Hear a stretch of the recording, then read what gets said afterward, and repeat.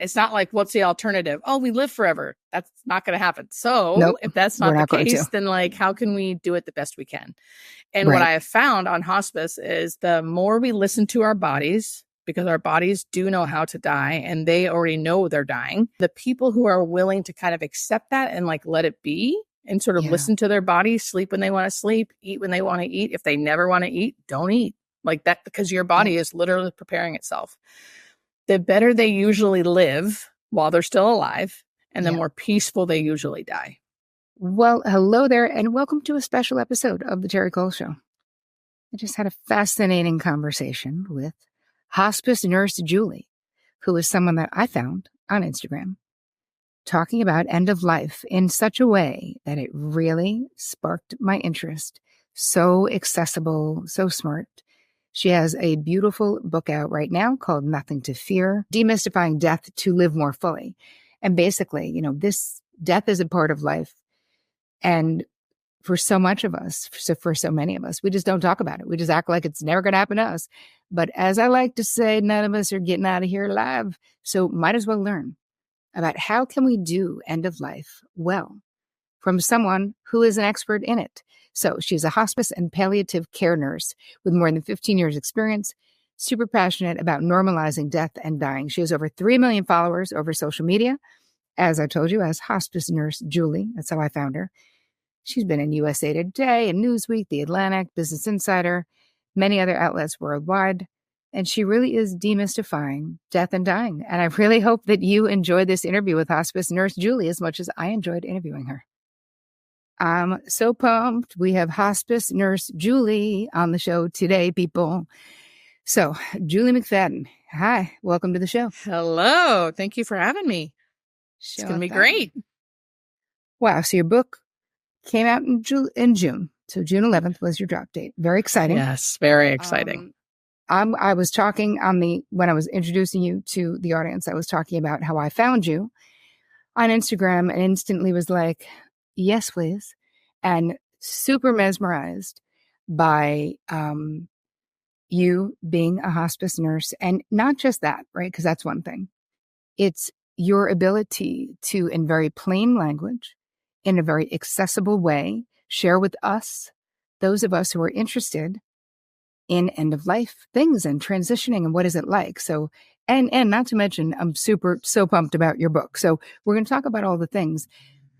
But what struck me when I first found you is how much we don't in this society really honor the life, all of the life cycles. We only want to honor the new life cycle, but we don't like the end of the life cycle, which is the death cycle, which is what you're an expert in and what nobody's getting out of here alive. So we're all going to do it. Why wouldn't we want to know how to do it well? And I feel I just turned 60 at the end of March. And I had this experience in turning 60. I've always been interested in end of life as well, like what happens, exploring from Ouija boards to God knows what. Like I've done a bunch of sort of spiritual stuff because I'm interested.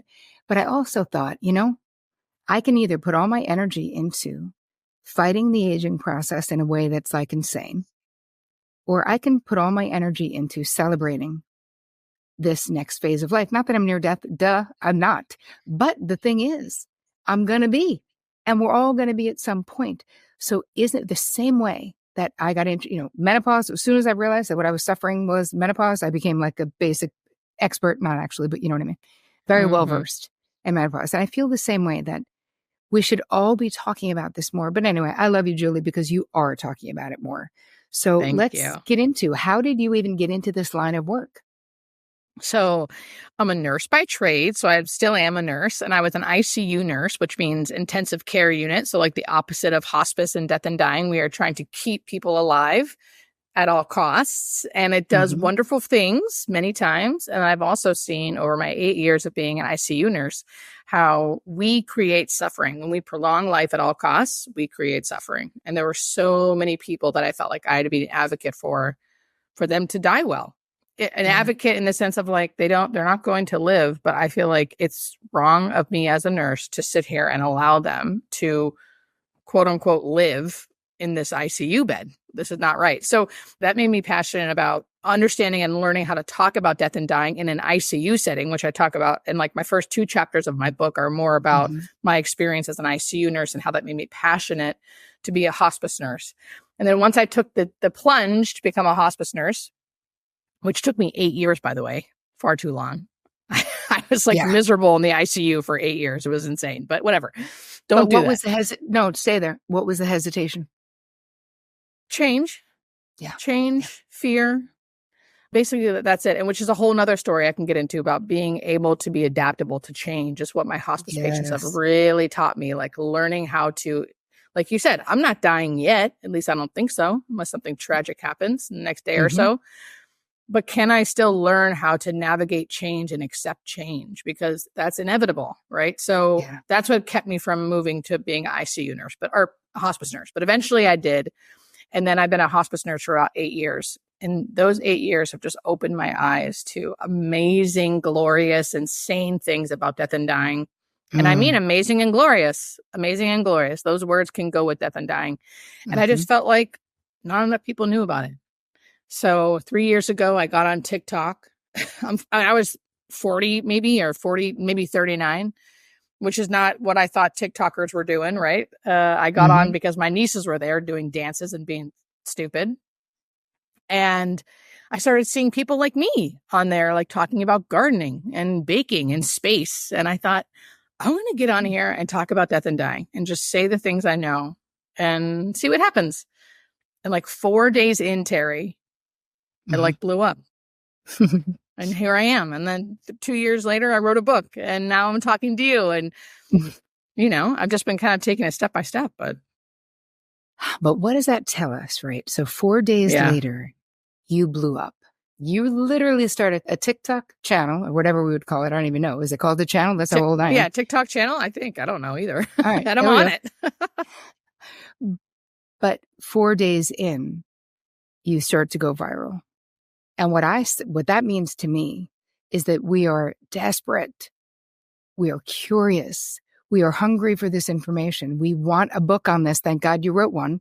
But really, we need a guide. We're like, help, because there's so many different ways of thinking about it and we get corrupted. So anyway, let's talk about, first of all, why did you decide to, like, what pushed you over the edge of writing a book? Basically, my channel had been taking off over the past year, and I gained like hundreds of thousands of followers very quickly to the point where like I didn't know what to do, right? And people were reaching out to me, and I had this big publication in Newsweek, which I didn't even know was coming. They literally just did a publication about me, and that publication went like mega viral, like worldwide mega viral. Oh my God. And then that gave me a lot of attention. And I was still like at my house, still hospice. I mean, I still do hospice nursing, but at the time I was full-time hospice nursing and doing this. And it was kind of like my work called me because now that my work knew what was going on, which I wasn't hiding it, but it was more of like, we have to talk about this now because now you're like in the public eye, right? Right. And during that time, a literary agent reached out to me and asked if I'd want to write a book. And I've always wanted, I wouldn't say always, but I've always thought it was needed, right? And I knew specifically what I'd want to do, which would be put in my stories to make it not like a textbook, but also have it be a resource. I wanted it to be a resource where someone could really go and learn about the things they needed to learn about. So I said yes to this agency, not really thinking much of it, not really having any high hopes of actually getting a publication because I know how hard it is. And I'd say 6 months later, I got a book deal. Wow. And then I started writing a book, and it takes almost 2 full years to fully write a book and get it out. So here we are. That's so amazing. So let's talk a little bit about, I want to talk a little bit about your family of origin, meaning what was your, I talk a lot about blueprints. So I would say, what is your death and dying blueprint? From like what my family taught me? You think? Yeah. What did you experience? How did people talk about death? Did they? Was it open? Was it not? Did you see anyone pass? Like, did any of that spark your interest in this? Yeah. So I will say I came from a very loving family that didn't talk about much. Like, so as far as like talking about death and dying, it just wasn't talked about. And anything we did talk about, it would be like my mom's brother died. So when before I was born, and it was very traumatic it was a sudden death. He drowned. So I remember hearing about death and dying in that sense. It was hard. It's traumatizing. She can't really talk about it without crying. I don't really see my mom cry much, but when she does cry, it's about her brother who drowned. Yeah. Yep. And then my grandparents lived till I was very old. All of my grandparents lived until in their 90s. So by the time they died, I was mid 20s. So it felt a little different because it wasn't like I was a child.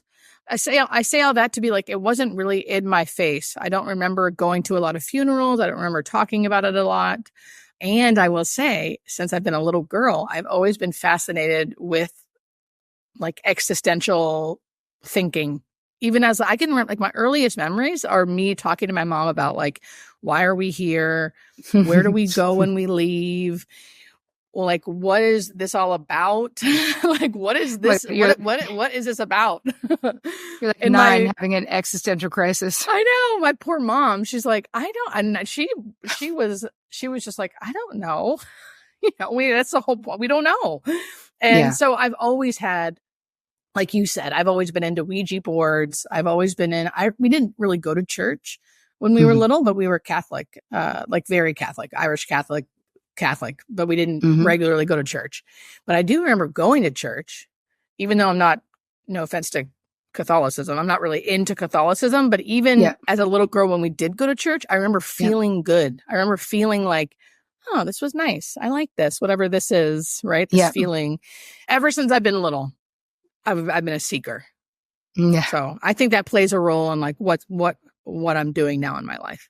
Yes, definitely. I love that phrasing. Actually, my husband and I, when we were living in Jersey for many years, when we first got married, I wanted us to find a church together. I'd always sort of liked the community of it and whatever. And he was like, he was telling me he's atheist. I was like, maybe, but whatever.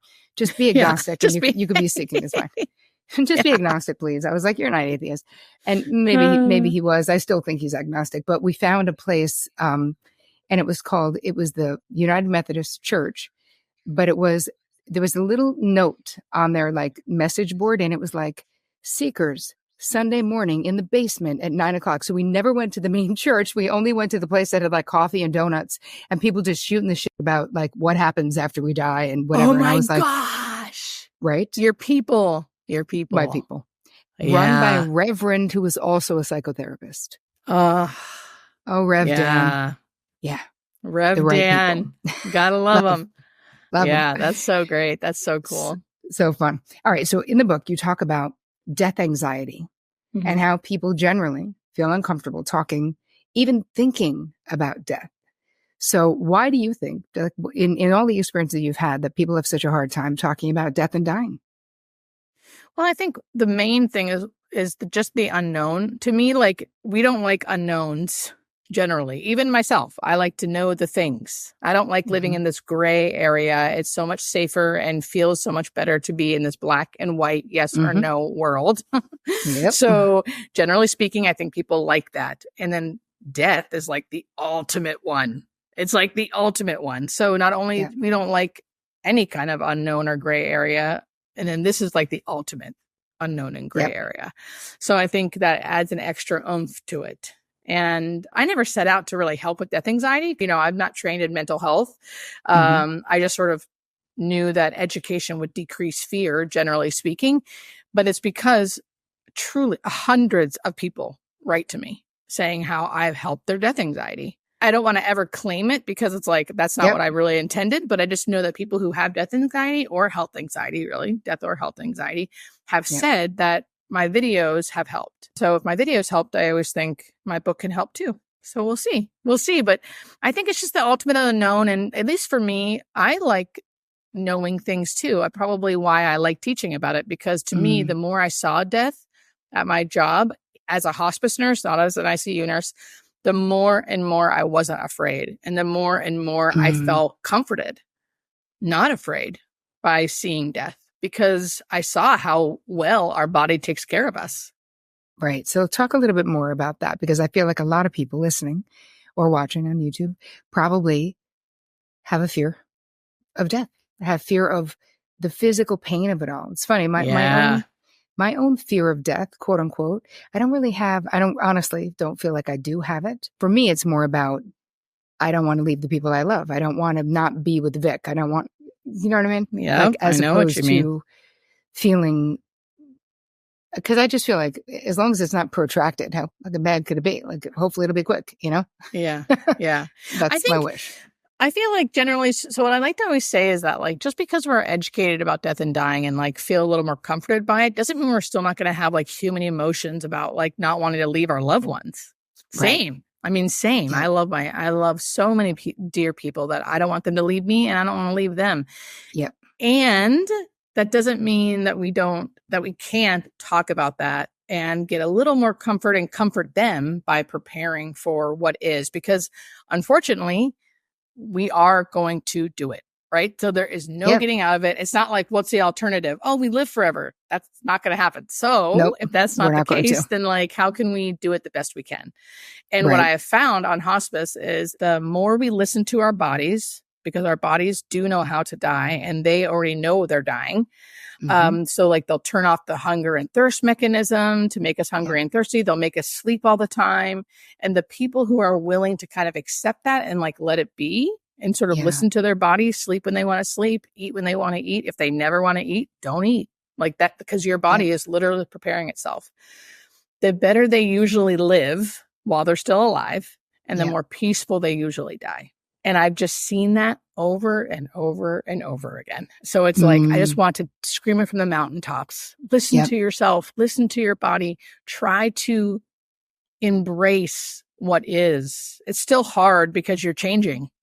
But if you could learn to embrace that, it won't be as hard. I know, but you know, Jewel, I imagine, I don't know, but you can tell me that it's family members, right? Even if you have a patient who's like, I'm willing to go down the way that my body is guiding me to do so. If you have family members who are freaking out about the person leaving, they love them, they don't want them to die. They're like, why are we not giving them fluids if they are thirsty and they need fluid, you know? Yes. So how do you guys as hospice nurses deal with family members? Well, yeah, I mean, that's very common. So that's very normal for families to be freaking out more than the person's freaking out who's dying. Right. So it's about educating everyone. When I go in as a hospice admission nurse doing like the first nursing visit to put them on hospice, I'm there for almost 2 hours because I'm talking. Everything you've heard me ever say, I am saying to everyone in the family to help them, because at the end of the day, they don't want their loved one to suffer. That's the main thing. Right. I don't want them to suffer. Yeah. So if you don't want them to suffer, that's amazing, because we are all on the same page, and neither do we. So you educate them as to, if we're force feeding, we're prolonging suffering for someone who is actually causing dying. More suffering. Not just prolonging suffering. We are actually causing suffering, because a body that doesn't want to eat or can't eat will reject that in one way. And usually people get aspiration pneumonia, they get sick, their body can't tolerate it. So you're actually causing suffering. Now, if your loved one is sitting there saying, I'm hungry, I'm thirsty, by all means, give them whatever they want. But it's usually, they're not usually saying that. It's usually the family saying, you need to eat, you need to drink. And that's just not true. And even if you do force it, because people do, it does not prolong their life. Does not prolong their life. It just makes more issues between you two, because you're fighting each other, and with the body, because the body usually will start rejecting whatever you're doing if you're forcing it. It's so counterintuitive when you're alive and it's someone you love but that's why what I love about the book and what I love about the psychoeducation that you are giving to people around death and dying, because the thing is, literally, Julie, people don't know this. They actually don't. We don't. It is counterintuitive to what we know about health and wellness, right? Because we don't know shit about dying. We just know about living. We're like, drink and eat. This is how you live. And you're like, no, there's a way to die well also. So the questions that you get, what are the biggest questions that you get? Because I'm sure, like you said, you get hundreds of people, thousands, I imagine, sending you in questions. What are the biggest stumbling blocks or problems or questions that people have? The biggest one is that people don't know what death and dying looks like. Just what you said, we know how to live, and our healthcare system knows how to make us keep living, even if it causes more suffering and prolongs a life that maybe shouldn't be prolonged in the sense of like how they're living, right? Yep. So people know how to live, but they don't understand death and dying. So since they don't understand it and they never see it, and now on top of it, it's their dad, right? Or their most prized loved one. Yep. They are so worried about their loved one suffering. So they'll write to me. They'll write to me. I saw this. I saw this. He was doing this. He was doing this. It was so torturing. It was so traumatic. Why? Why? You know? And most of the time, now I'm not there, so I can't say for sure. And I want to validate how they feel. I'm sure it felt that way. Yes. But most of the time, the things that they're describing to me are normal, actively dying things. So actively dying is the last phase of life that most people will go through if they're dying on hospice. Okay. And it's the most natural part of life, but no one sees it. So when they do, they automatically are like, this is traumatic. My loved one is suffering. I cannot believe this. Why are we not doing something? Help me, help me, help me. And then no one does. And then it's even more traumatic. Yeah. So what does it look like to actively die? Tell us a little bit. Yeah. So actively dying, and P.S. on my channels, I have real life videos of people actively dying. I will never stop showing that, even though all of my social media channels threaten to ban my channels because they say it's too graphic.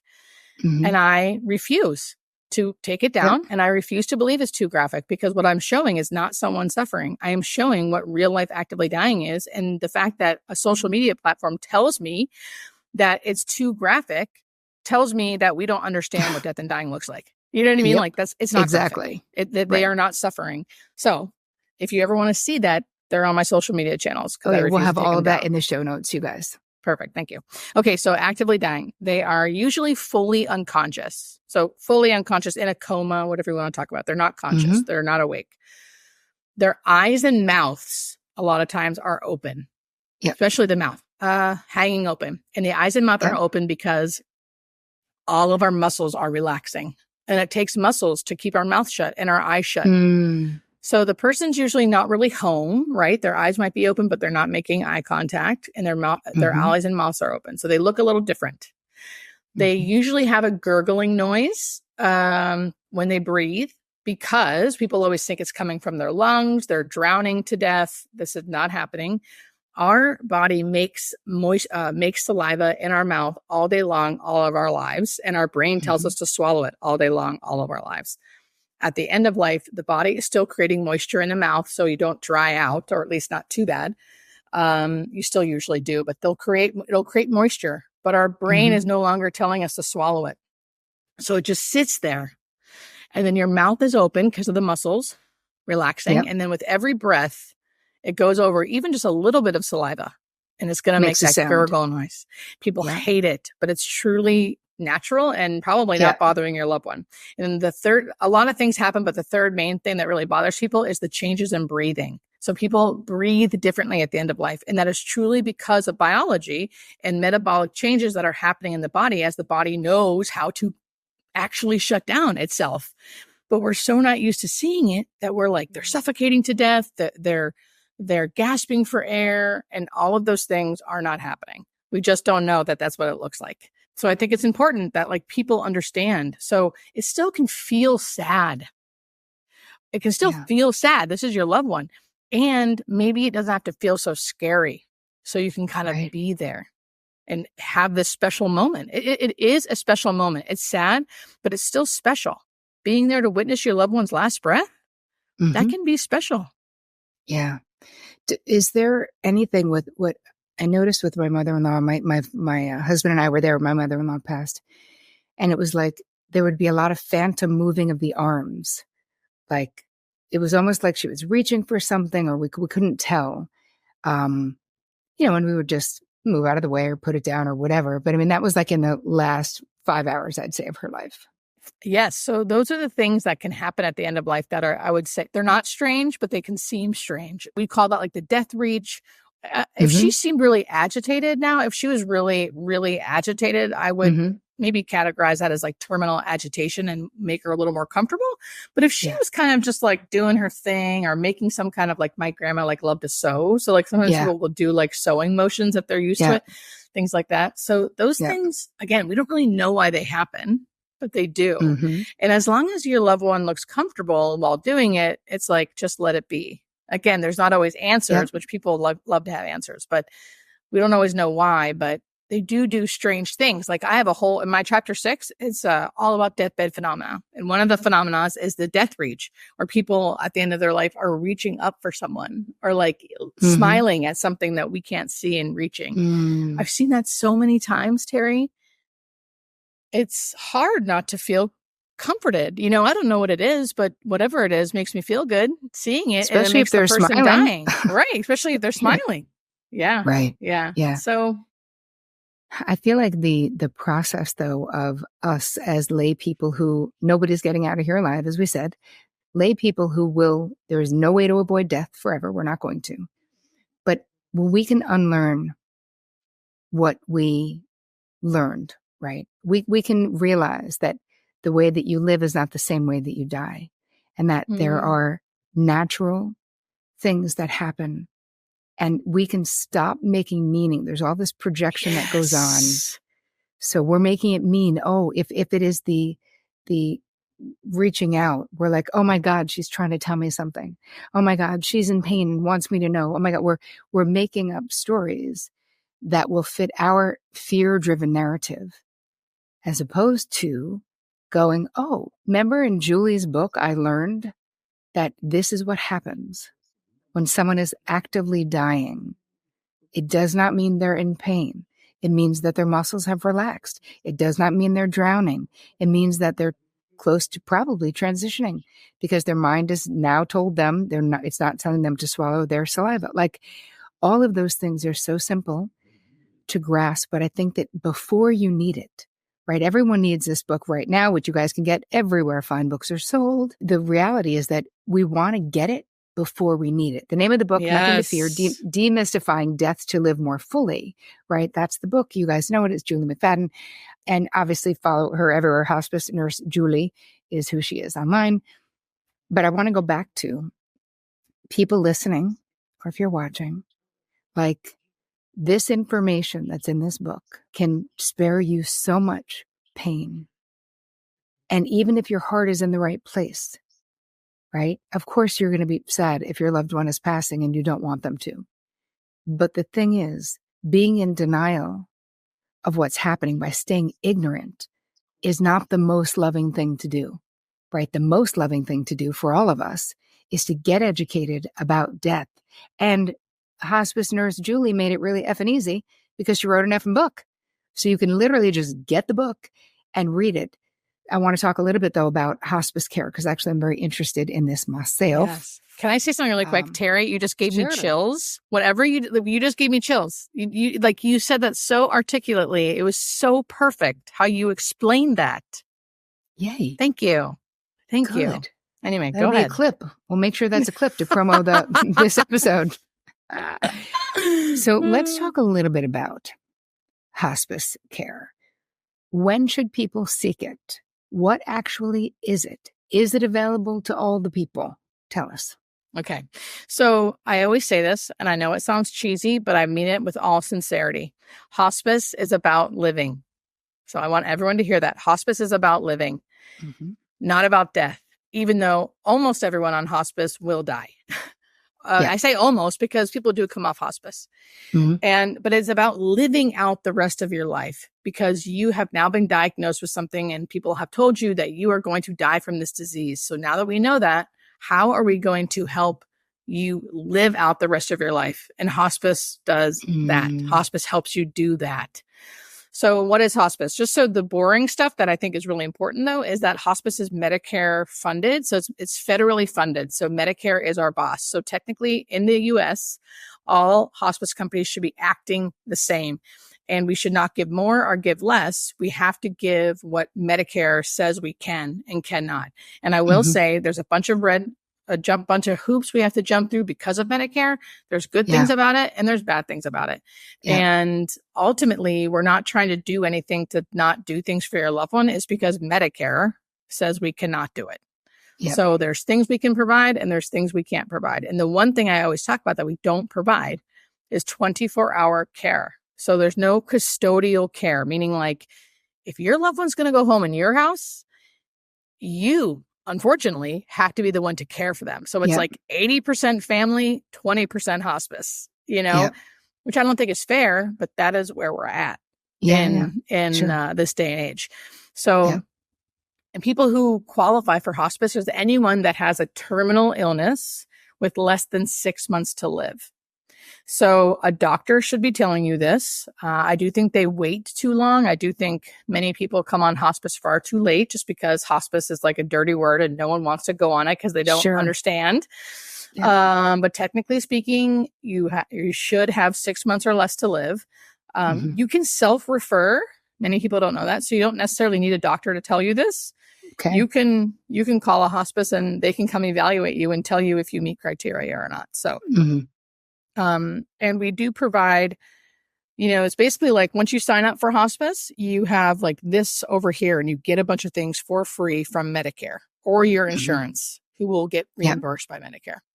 But you do lose things over here. So you lose like your ability to get chemo, radiation, go into the hospital. Like you are not supposed to do those things now that you're on hospice.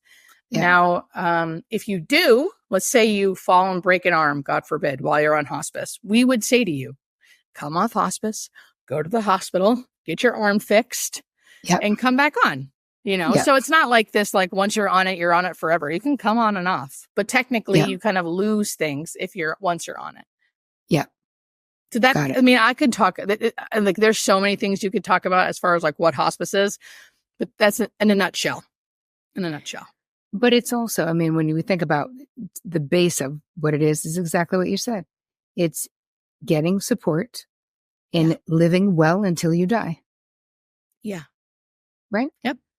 Or I guess we could say dying well, but I think that what you said, that hospice is really about living and doing it in the best way possible, is really, it's kind of uplifting. And I hope that this conversation, and I really hope that your book makes a difference in the lives of all, you have all these people following you on all, over 3 million people in the world following you, caring about death and dying. You guys, the book is Nothing to Fear, Demystifying Death to Live More Fully by hospice nurse Julie. You do want to follow her everywhere. You really do.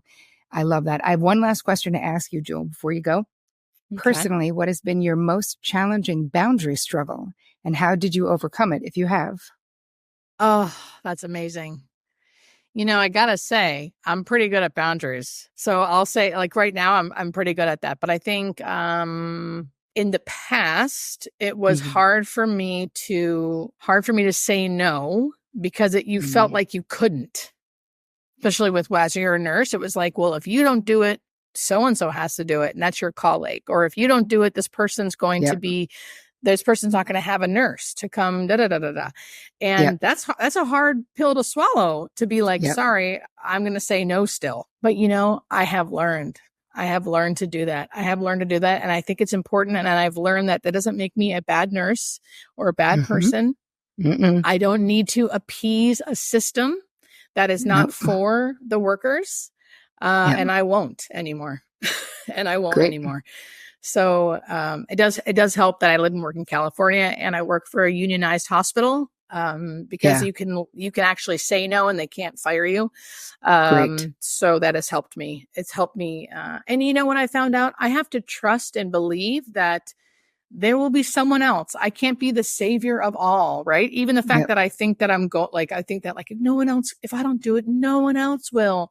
Right. That's inaccurate. Like there are other great nurses that can do it. And if they choose to, they can. Like, that's it. It's funny. So, I would always say to my clients, with the same attitude, which of course I understand because it was my attitude. It's very high functioning codependent attitude. Like it has to be me. And I would say, if you were abducted by aliens right now, literally the world would still keep spinning. Like the sun will come up tomorrow. Your boss will give your shit to someone else. Your partner will eventually move on. Your kids will miss you and go on with their lives. Like that's just the reality. So actually that's a very helpful sort of reframe on it. You guys, once more, you really want to go get this book, Nothing to Fear, Demystifying Death to Live More Fully, by my new friend, Julie McFadden. Thank you, Jewel. Tell us where we can find you. Thank you, Terri. You can find me on all social media platforms at Hospice Nurse Julie. Perfect. Yay. More.